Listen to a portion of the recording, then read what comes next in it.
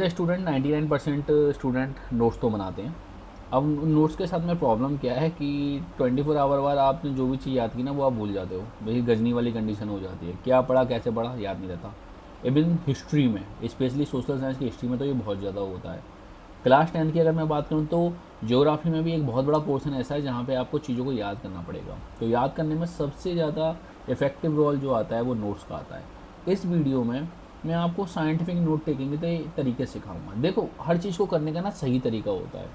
अगर आपको उसका तरीका पता है तो वो काम करना काफ़ी ईजी हो जाएगा। जैसे कि मेरा एक फ्रेंड है, वो काफ़ी अच्छे मार्क्स लाता था कॉलेज टाइम में और मेहनत ना के बराबर करता था, बट उसके नोट्स बनाने का जो तरीका था ना, जो वो क्लास में बैठ के नोट्स बनाता था, दैट इज़ अ रिमार्केबल। इस वीडियो को शूट करने से मैंने पहले उससे भी बात की थी कि भाई तेरा तरीका क्या था। तो जो भी इन्फॉर्मेशन मैं यहाँ पे दूंगा बिल्कुल लेजिटिमेट इन्फॉर्मेशन है। सारी की सारी इन्फॉर्मेशन गूगल पे पड़ी हुई है, आप चेक कर सकते हो। ऐसा ही नहीं कि मैं यहाँ पे आपको पागल बनाने बैठा हूँ। This is a most scientific thing जो आपको याद करनी है और आपको सीखनी है। नेक्स्ट 10 मिनट आपकी लाइफ में बहुत कुछ चेंज कर सकते हैं। तो let's begin. This is my channel Edu5GS, तो please like share and subscribe. इसका मोटिव है study smart and not hard.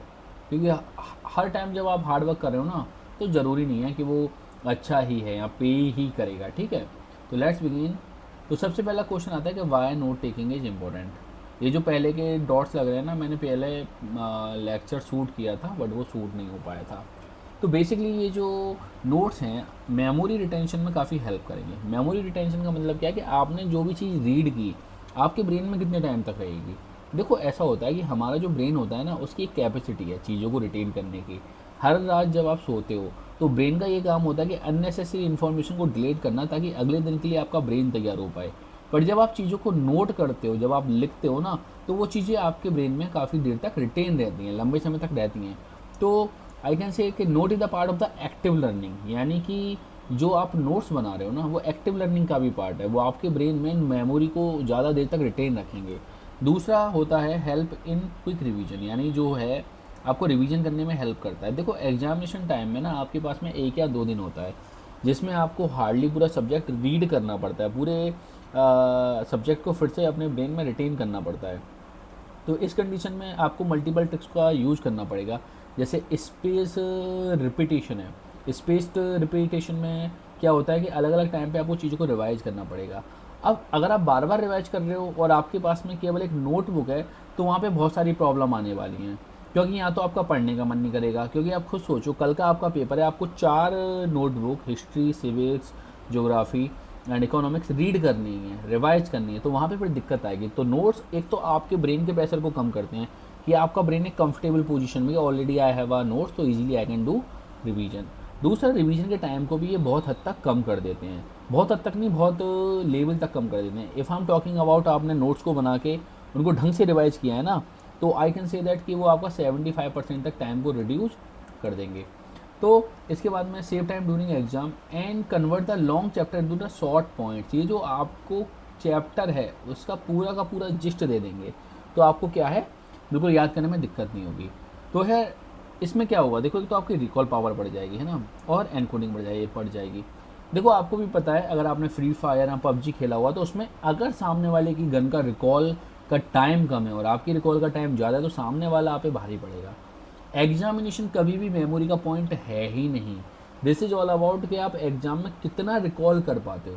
ऐसे बहुत सारे स्टूडेंट मेरे पास आते हैं, अरे सर ये क्वेश्चन आता था एग्जामिनेशन हॉल में, याद नहीं आया, अब मुझे ये वाला क्वेश्चन याद आया। बेटा, इसका कुछ फ़ायदा थोड़ी है। एग्जामिनेशन हॉल में तुमको मार्क्स मिलने वाले थे, यहाँ पे क्या होने वाला है। तो इस तरीके की प्रॉब्लम से बचने के लिए आपको हार्ड वर्क करना चाहिए नोट्स मेकिंग में। और note making one time investment है बेटा। एक बार अगर आपने अच्छे से नोट्स बना लिए तो वहाँ पे आपको कोई भी दिक्कत नहीं होने वाली। चलिए आगे बढ़ते हैं और इसको और अच्छे से समझते हैं। बेसिकली कॉमन मिस्टेक क्या होती हैं, कॉपिंग एवरी सिंगल थिंग। अगर पहले तो वो नोट बनाएगा नहीं, और नोट बनाएगा तो पूरी की पूरी एक ग्रंथ लिख देगा महाभारत के लेंथ का, 1 लाख श्लोक। हर एक चीज़ लिखी हुई है, क्योंकि वहाँ पे बच्चे को ना सिलेक्शन करना नहीं आता कि भाई सिंपली और सिंपली इसमें से क्या ज़रूरी है, कैसे लिखना है, किस तरीके से लिखना है। तो ये बहुत बड़ी प्रॉब्लम बच्चों के साथ में। दूसरा, नो स्ट्रक्चर, कोई भी स्ट्रक्चर नहीं है। कहीं पर जो टीचर ने लाइन बोली थी वो लिख दिया, कहीं पे पॉइंट में लिख रहा है, कहीं पे पैराग्राफ में लिख रहा है। तो ये सबसे बड़ी दिक्कत है, स्ट्रक्चर का ना होना। जब आपके नोट मेकिंग में स्ट्रक्चर नहीं होगा ना, तो सिंपली और सिंपली क्या होगा, आप एग्ज़ाम से पहले उन नोट्स को पढ़ नहीं पाओगे, बोलोगे ये क्या बवाल है, फिर आप उस दोस्त को कॉल करोगे, यार उस टीचर के नोट मुझे दे दे, यार तूने नोट बनाएंगे वो नोट दे दे। जिस टाइम पे एक स्मार्ट बच्चा बैठ के स्टडी कर रहा होगा उस टाइम पे आप नोट्स की जेरोक्स करा रहे होगे। दूसरा, नोट्स भी बन गए, अच्छे से उस पर कवर भी चढ़ा दिया, 7 से 8 तरीके के कलर्ड पेन का यूज़ कर लिया, बट रिवीजन नहीं कर रहे। No revision is just like a crime in study area. अगर आपको कोई भी एग्ज़ाम निकालना है तो आपको रिवीजन तो करना पड़ेगा। यूजिंग ओनली वन मेथड, यानी यूजिंग ओनली वन मेथड क्या है, केवल और केवल आप एक ही मेथड का यूज़ कर रहे हो, इस तरीके से लिख रहे हो, इस तरीके से, तो उससे कुछ नहीं होने वाला, आपको दिक्कत होगी। ठीक है, चलिए लेट्स बिगिन, आगे बढ़ते हैं हम।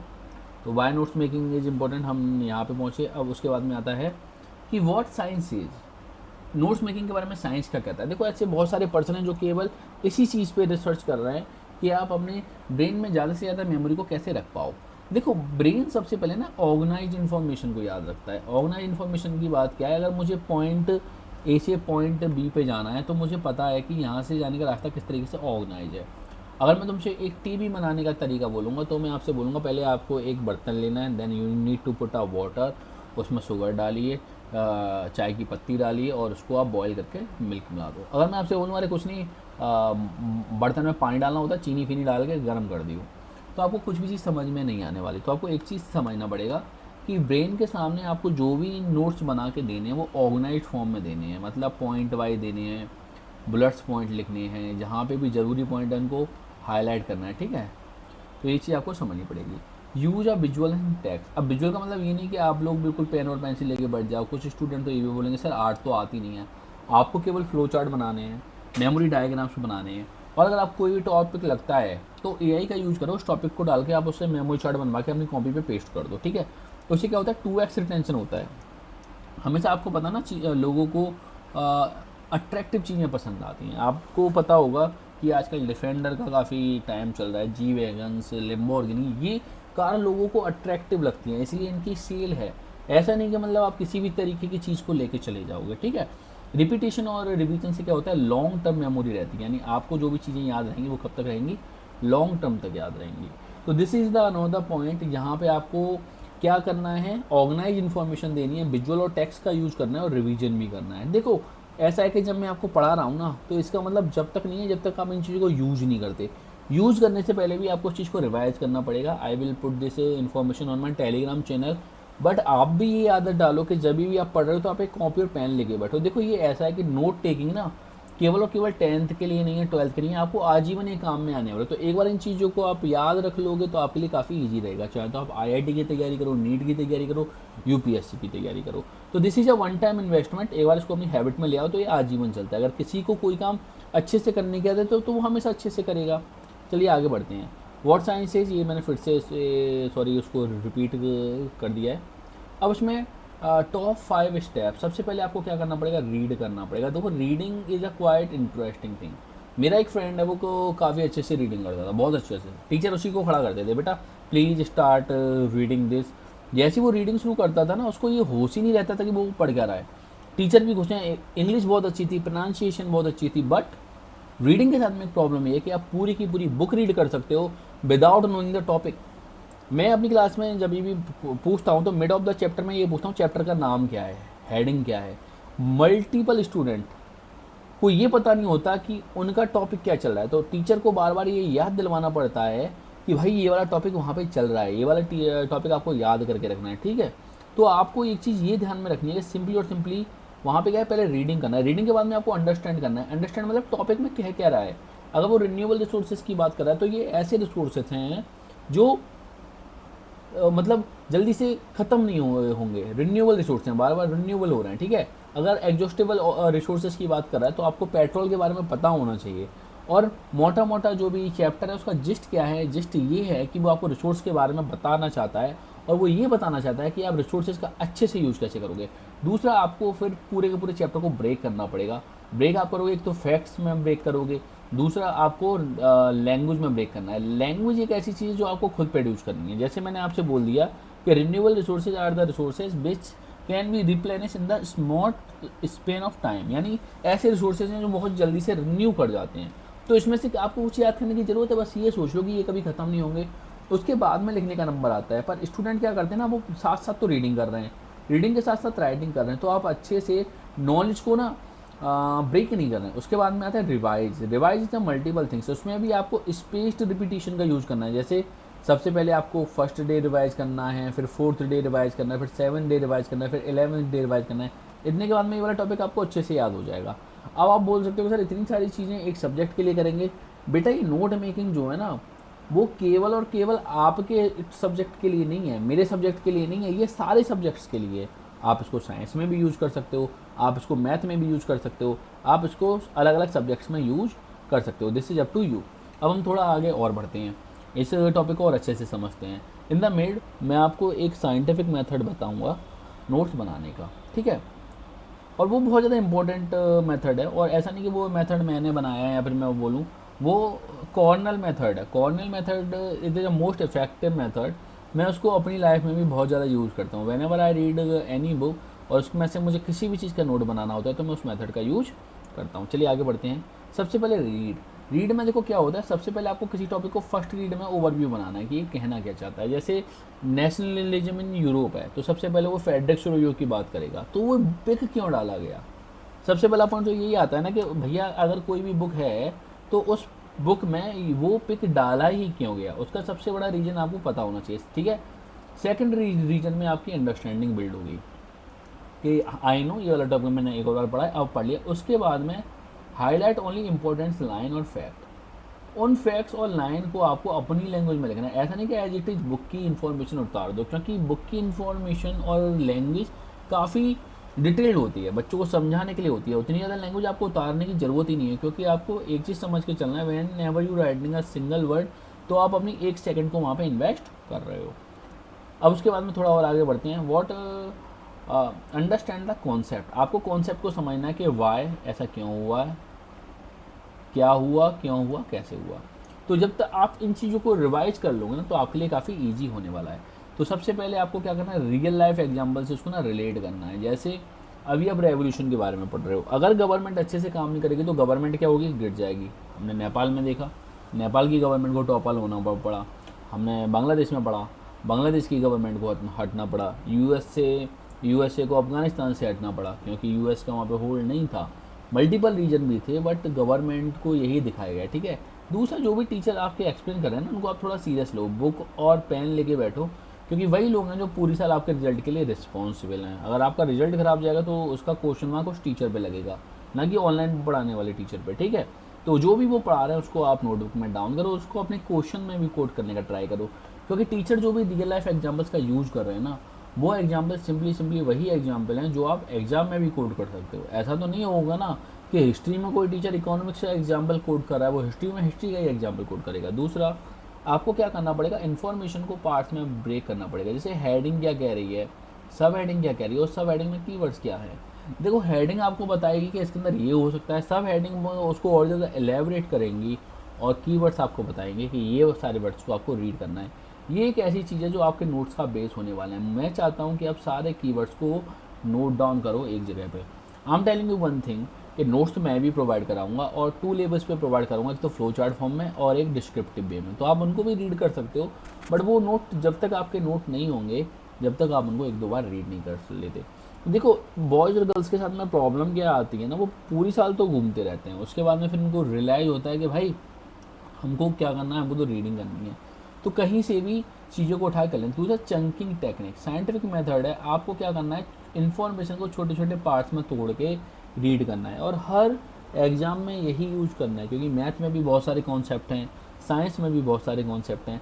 तो we are talking regarding this. अब हम थोड़ा आगे और बढ़ेंगे और हम और चीज़ें इसके बारे में रीड करेंगे कि what is another method. Basically ज़्यादा लंबी वीडियो नहीं करेंगे आज की। Right smart note. सबसे पहले बुलेट पॉइंट्स का यूज़ करो, कीवर्ड्स को लिखो और शॉर्ट सेंटेंस लिखो। पूरी की पूरी रामकथा लिखने की ज़रूरत नहीं है कि एक इंसान था, उसके पास ये सारी चीज़ें थी, वो नहीं लिखना भाई। यहाँ पे कोई कहानी सुनने के लिए नहीं आए हो। जो भी इलेबोरेटिव वे में लिखना है ना, तो वो अपने एग्ज़ाम में लिखना, वहाँ पे सारी चीज़ें कंप्लीट कर लेना।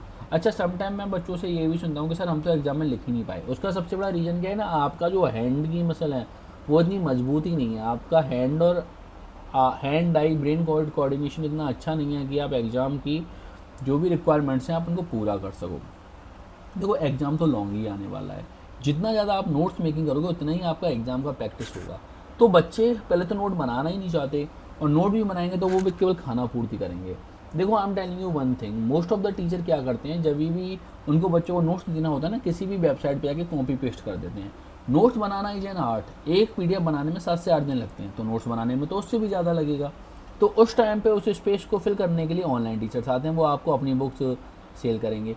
और बुक सेलिंग में भी सबसे बड़ी प्रॉब्लम क्या है, ज़्यादातर बुक मैंने रीड की हैं वो वही चीज़ें हैं जो एनसीईआरटी में लिखी हुई हैं, और उस एनसीईआरटी की चीज़ों को सिंपल लैंग्वेज में लिख दिया। तो मुझे नहीं लगता कि आपको कोई भी चीज़ खरीदने की ज़रूरत है। अब हम आगे बढ़ते हैं, रिवाइज टेक्निक। रिवाइज क्या है, देखो 24 आवर में आपको फिर से रिवाइज करना है, क्योंकि मैंने आपको बताया था आपका जो ब्रेन है वो 24 आवर में 64 से लेकर 80% तक इन्फॉर्मेशन को लूज कर देता है। बट जब आप उस चीज़ को फिर से लर्न कर लोगे तो वो आपके ब्रेन में रिटेन हो जाएगी। देखो उसमें ना स्पेस्ड रिपीटिशन मेथड का यूज़ कर सकते हो, जैसे आपने पहले डे कर लिया, फिर 4th डे कर लिया, फिर 7th डे कर लिया, फिर 10th डे करके लास्ट 25 डे पे कर लो। ये नंबर हर वेबसाइट पे अलग है, तो अप्रोक्सीमेटली आपके 5 रिवीजन हो जाएंगे, और रिवीजन करने में ज़्यादा टाइम नहीं लगता। देखो मैं तुमको एक सिंपल सा तरीका बताऊँ, जो नोट बनाने का रूल होता है उसमें केवल आपको मैक्सिमम टू मैक्सिमम 1/4 लिखना है। अगर कोई भी बुक 100 पेज की है तो आपको पूरी बुक 25 पेजेस में ख़त्म करनी है, और 25 पेजेस को रीड करने में कितना टाइम लगेगा। जैसे कोई भी चैप्टर है, जैसे मैं बात करूँ आपका क्या बोलते हैं उसको, नेशनलिज्म इन यूरोप, 3 से 4 पेज के नोट्स बनेंगे। अगर आप शॉर्ट नोट और कीवर्ड्स केवल लिख रहे हो तो 3 से 4 पेज को लिखने में कितना टाइम लगेगा, मैक्सिमम टू मैक्सिमम मैं 5 पेज बोल सकता हूँ। उसके नोट्स 5 पेज से ऊपर के नहीं बनेंगे अगर आप उसमें मेन चीज़ों को लिख रहे हो, क्योंकि समटाइम क्या है, एक फैक्ट को कोट करने के लिए उसने 2 पैराग्राफ दे दिए हैं, ठीक है। उसके बाद में आपको रिपीटेशन पकड़ना पड़ेगा। अब आता है कॉर्नल मेथड, ये मेरी वीडियो का सबसे इंटरेस्टिंग पार्ट है। अगर आपने ये पार्ट मिस कर दिया then you will lose the main thing. ये बहुत इंपॉर्टेंट मेथड है, आपको कॉलेज यूनिवर्सिटी में बहुत काम देगा। अगर आप पीएचडी करने जाते हैं तो वहाँ पे भी क्वेश्चन काम देगा। सबसे पहले हम क्या करेंगे, अपने पेज को 3 पार्ट्स में डिवाइड कर लेंगे, जैसे मैंने यहाँ पे कर लिया है, clued column, note column and summary. यहाँ पे मैं क्या करूँगा, मेरे दिमाग में कोई भी क्वेश्चन आता है वो लिखूँगा, कीवर्ड्स लिखूँगा, मेन कॉन्सेप्ट लिखूँगा, कोर आइडिया लिखूँगा।